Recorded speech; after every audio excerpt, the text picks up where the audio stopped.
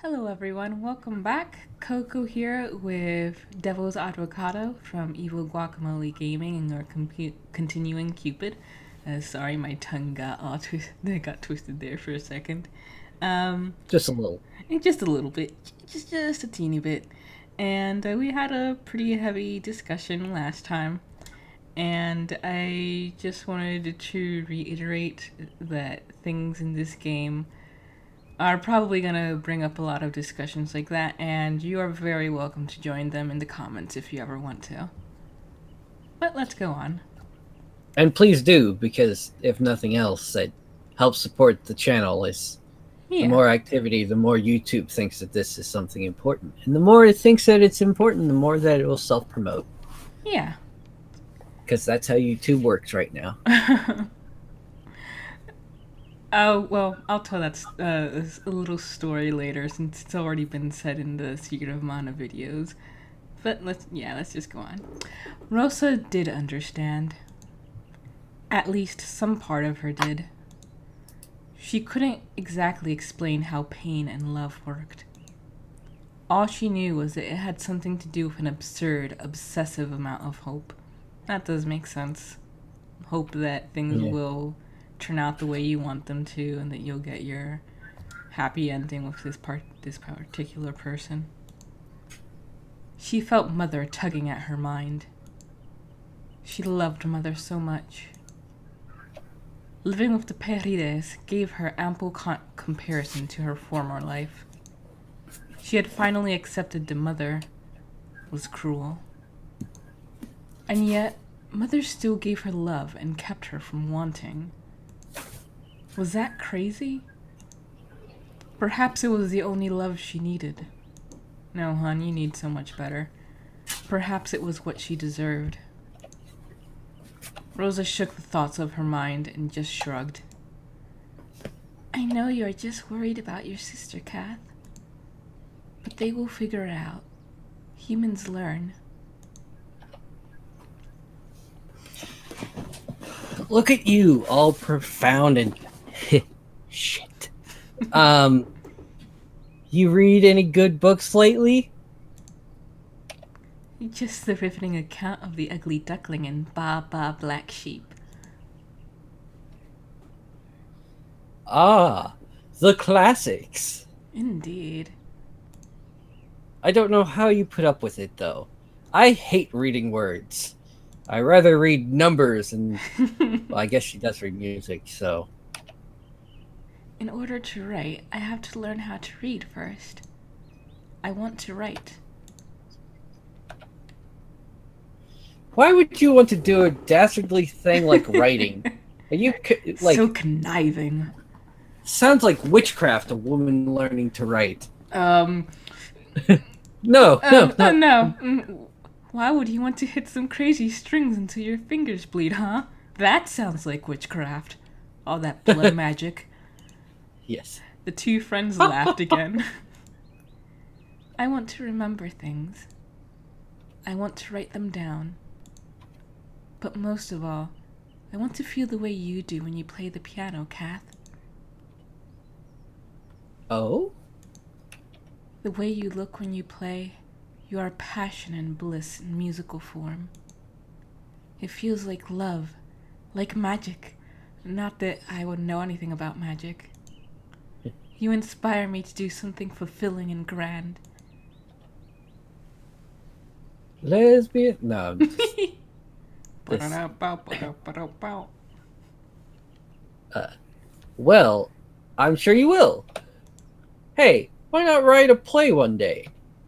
Whoa, her face just like got stuck in like mid transition to the new expression. The Oh my kind of. god! Oh god, both of their expressions just glitched out. Oh no, Oh well, let's hope it fixes itself. I have no idea what you're seeing, and Well, you'll see it when the video goes up. It's too funny to take out. that's true. Oh? Let's do it. You write an amazing play, and I shall provide the music. We'll travel around the country and perform. We'll make lots and lots of money and gain lots of followers on our Tumblr feeds. Yes. We shall be known as the Parade Caravan of Wonders and Stuff. Parade? Maybe you should leave the names to the writer. I mean, are you sure? Puns are the best. Trust me, I'm a musician. That I don't sounds darn I don't batty, mess with Kathy. words. You just okay. Ugh. From this day forward, nobody's allowed to call me Kathy ever again. Some kind of comic book character. The sound of a knock interrupted their giggles.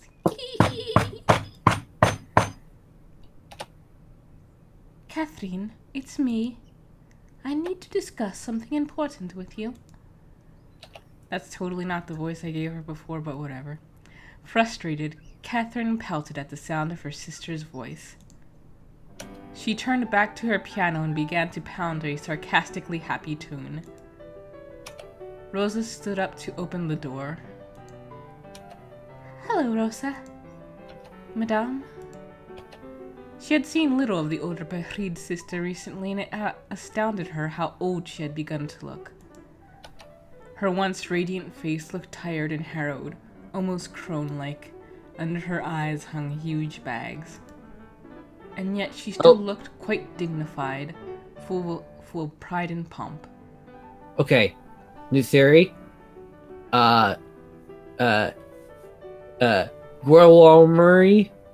he's an incubus, and he's... That's exactly what I've been thinking too. No, this is the first time I've actually thought it. Like there was definitely like a little bit of like, oh, he's, maybe he's got magic or he's got some supernatural beauty to him. This is the first time it's like he's sucking life away from somebody. He's not just sucking face, he's sucking life. Well, if you think about it too, when Amelie was first introduced and she saw him, the way that her disposition toward him changed so suddenly was definitely very weird. Yeah, it definitely felt like there was some kind of supernatural force happening there. Mm-hmm. But yeah, but that's what I'm thinking so far with what we know. Mm-hmm. And like we're still not at the part where I stopped, but we're pretty close. Ah, okay. And yet she still looked quite dignified, full of pride and pomp. There was an extra rouge on her skin, and her demeanor was elegant. It was as if pride was her only source of nourishment these days. Do you mind giving Catherine and me a moment of privacy? Rosa gave a small bow. Of course not, madame. Rosa gave her nursery books and squeezed Catherine's shoulder before stepping out of the room, or gathered her nursery books. Yes. Rosa entered the quiet room of the library. She was about to approach the table when she noticed Guilleme already occupying a seat. He was writing something in a book, somewhat immersed in the activity. Rosa stopped dead in her tracks. Leave now, he is not looking, child. Just go in and ignore him, child. Oh, but I want to know what... Okay, but this is weird, because this can't change the fact that, like, there's a certain amount that's already dictated, because we've already seen past this point, but I still want to know more about what he's up to. Mm-hmm. So... But... let's go in and ignore him. Just go in and ignore him. Why are you so nervous, anyway? Just ignore him. He doesn't seem to notice you. Unfortunately, Guilleme lifted his head and saw her by the door. Oh, hello, Rosa. Rosa took a step back. Maybe it was best to walk away as if this were a mistake. But wouldn't that be rude? He had already seen her, after all. But she had never been alone with him. It was just too awkward. Well, why not just go in? It was going to be fine. They had conversed normally before. Yet that was because Catherine had been around to disperse her awkwardness. Now I look like an idiot. Guilleme watched her pace in front of the door in amusement. Rosa decided to go in. At least part of this time is actually something he can see. Like, Yeah. this is the beginning of him going, is she gonna talk to mom voice? She decided to go in. She had already embarrassed herself enough anyway. There was little left to lose. Besides, there was nowhere else to go in this big house. She had already gotten lost in its hallways, much to the annoyance of the maitre d'. The library was her favorite place. I wonder... No, I'm just trying to get an exact feel for how long before the suicide this happens. I guess we can't really tell. The library was her favorite place. If she stayed quietly in one corner, Rosa was sure they wouldn't bother each other. She took a seat at the farthest corner of the table and opened her book. Oh, no, he's actually standing up and walking over. Oh, Senpai noticed me, damn it. No, Senpai, no. don't notice me. No, you horrible man. Just sit over there while I sit over here. She's calling him a horrible man. Like, did something else happen that makes her not like him now? Okay. Here's my thinking. There's a couple of things that could mean. One, it could be like she's calling him horrible because she doesn't want to interact with him and he's coming over, so he's horrible because of that. And I think that's the most likely. That it's just like, why are you... An extreme reaction? Like, why are you coming over here? Why are you so horrible? Why do you hate me that you're going to interact with me? Type of thing. I mean, otherwise, I think probably, like, it's either that or maybe it's mother's influence or whatnot. Okay. That makes sense. Yeah, and I think you might be right on the first one. Oh, sorry, that was my brother. Okay. But Guilleme was already beside her, peeking at what she was reading. A cold sweat spread on her scalp. Rosa, that book. Rosa began to chatter nervously. I know it's a children's book, sire. I'm teaching myself to read. I know most commoners don't really bother, but I want to learn. So please don't laugh or mock me. Guilleme pointed to the book. It is upside down? Rosa stared at it. The ducks in the picture had their feet up in the air. Rosa squirmed, feeling the heat on her cheeks. She couldn't think of anything more embarrassing. I'm sorry. Guilleme's face lost its cheer. Oh, what do you need my forgiveness for? Rosa looked up at Guilleme. His eyes lacked the gentle glint they usually had. It was such a subtle change, something felt rather than observed. She thought he would reprimand her further. His face certainly looked like it. Instead, he sat down beside Rosa, drumming his fingers on his cheek while he watched her wordlessly.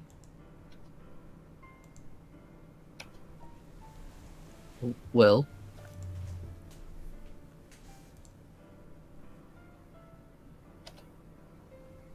Weren't you going to read?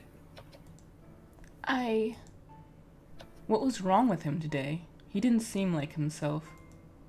Had he eaten something bad? The aura he exuded was not his usual friendly warmth. Yet it wasn't particularly wicked. The look on his face just read, slightly and eternally miffed. Rosa turned the book upright and read the words out loud. Once you,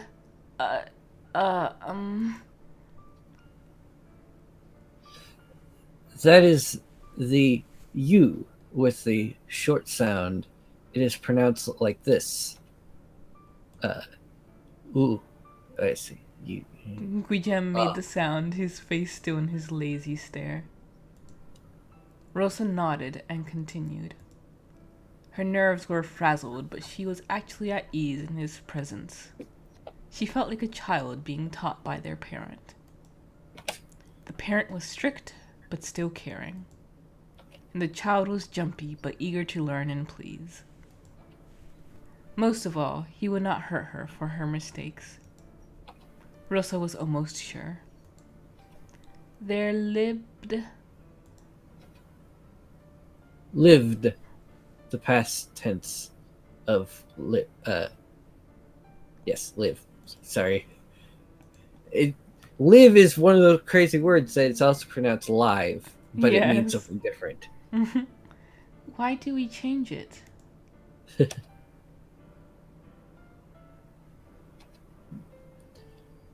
It is a rule of grammar that Grammar? Guilleme narrowed his eyes at her. not sure. Do you even know your alphabet?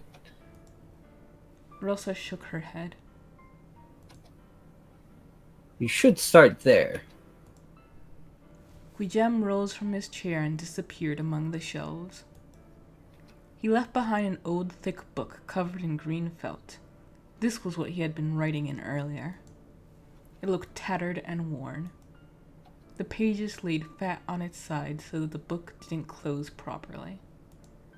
Rosa reached out to peek at the cover when... You are not to touch that. Rosa's whole body froze at the sound of Guilleme's warning. Guilleme's stare followed her even as she whispered numerous apologies under her breath. I'm sorry. Guilleme just rolled his eyes. You're always seeking forgiveness for everything. Am I? I'm so... His hand struck the table in front of Rosa. In the quiet library, the sound rang uncomfortably in her ear. When she looked up, Guilleme's face was looming severely above hers. He moved closer to her, his eyes fixed on her intensely. Rosa's mouth hung open. She struggled to say something, but her wits were like the burning ends of a matchstick. Before she could compose herself, she felt Guilleme's hand lift her chin. Rosa's heart thumped loudly inside her chest. Please don't. Not you too. She felt his breath on her face, and her heart sank into despair. Mother's voice resounded in her head. Just thinking this. In the end, they're all the same. He is like everyone else. There are no more good people left in this world, child. She shut her eye and prepared herself for the worst, like she always did when... Then she felt her face being turned from side to side. She opened her eye to see Guilleme studying her face like a textbook. You are a fairly attractive girl. So. Fairly so. Why do you carry yourself as if it is a slight? He lifted the hair that hid her damaged eye. Rosa clenched her teeth. Is it because you were hurt before? He said it so matter-of-factly, like he was stating that the sky was blue. Rosa recoiled from his touch. No. I did that to myself.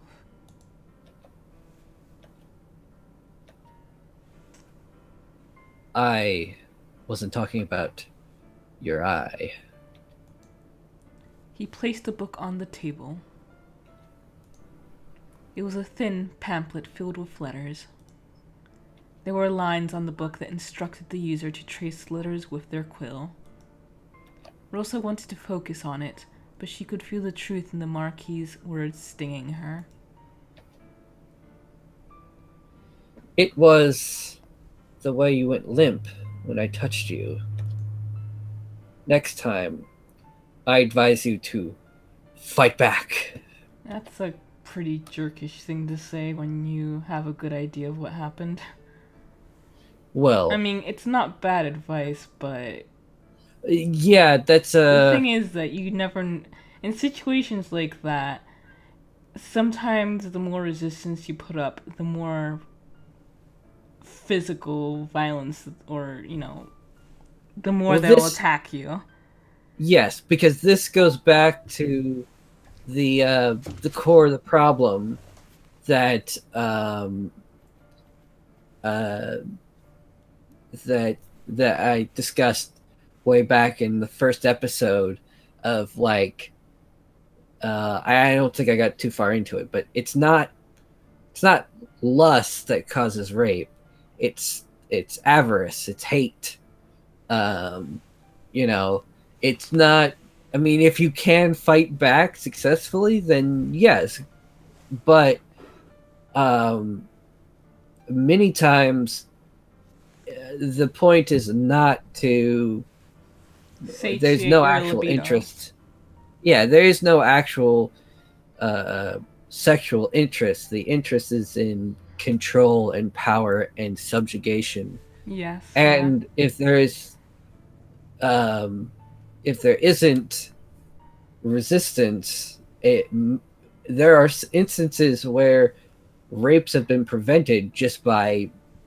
Not that I'm suggesting anyone do this, just that this just goes to the nature of the beast of rape and molestation and such. Is that those things have been prevented simply by saying, "Oh yeah, I like sex. Yeah, sure, let's do this." And then there's no interest. Now, don't get me wrong. I'm not suggesting that this is a good idea, but it goes to tell you that the mindset of a person that would molest, rape, sexually assault another person is not of one of somebody that has a physical passion for another person. But and it is certainly a dangerous thing for Yeah. Guillemot to suggest. And it's very certainly victim blaming, to be honest.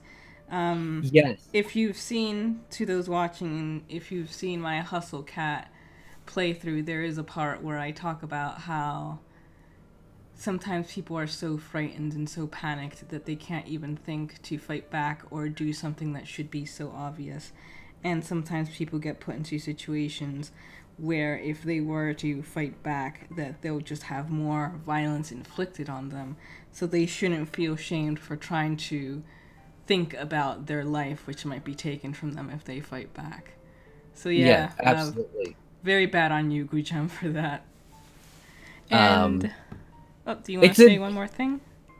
it's a very this is the problem.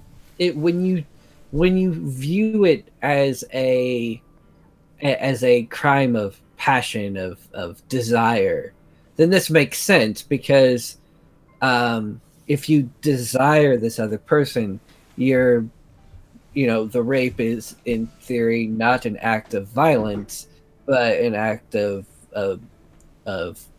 just obtaining a thing that they want, which is which would imply that in the end, the rapist doesn't want to harm this thing that they want. But the complete opposite is true. And once you start to realize that the very act itself is the harm, you know, uh, but it does I'll try to make it a bit more brief this time. It does remind me of. Are you familiar with any form of the concept of vagina dentura? Yes. I mean, I think Are you we familiar? brought this up like last episode Did too. we? Yeah, very briefly when I was explaining the origin of the penis festival, Did and we? like just very briefly, we didn't discuss it unless Oh, we're okay. Are you familiar with the actual device itself that like was I don't proposed? think I've seen that one exactly. I've seen some. I have seen like some preventative rape tools that do like are inserted into the vagina. I can't remember if it's called what it was called, or if we're thinking about the same thing.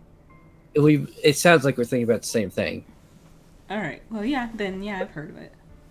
but yeah, it's a very male centric view of the situation. Is like and men who have no particular interest in raping someone try to empathize or conceive the thought pattern of somebody that would, and their closest thing that they can go to is like, having this really big desire, and it's like they think, oh well, these people just can't hold it back what I normally hold back, un- and so like the threat of my, you know having The my member penis. shredded up would do it. But that doesn't, I mean, in addition to like, it shouldn't be the burden of a woman to carry a set of Such a knives inside her vagina yeah. to not be raped. In addition to the fact that while it's true that this device that was suggested, I don't know if it was ever manufactured, uh, wouldn't have been able to be removed except at a hospital, Ugh.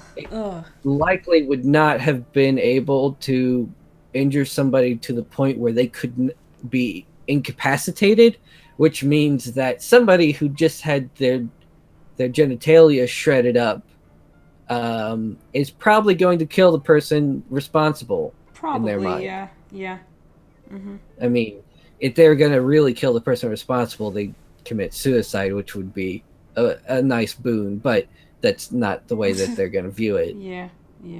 Um, but all right, we probably got onto that topic a little too much. What are we doing on time?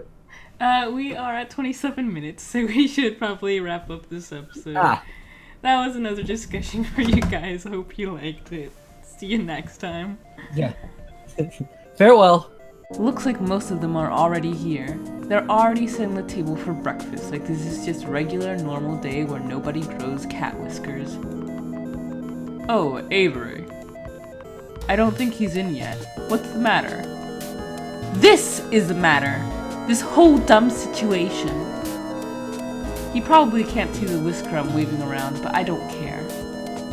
He knows what I'm talking about. Oh, is that yours? What kind of cat are you? I'm not any kind of cat. I'm a people. Swimming with green as people. I can't believe this. Oh, come on, Avery. You should have known this was gonna happen. How the hell was I supposed to know? Sounds like somebody here didn't read her contract. I told you you should have read it. I told you.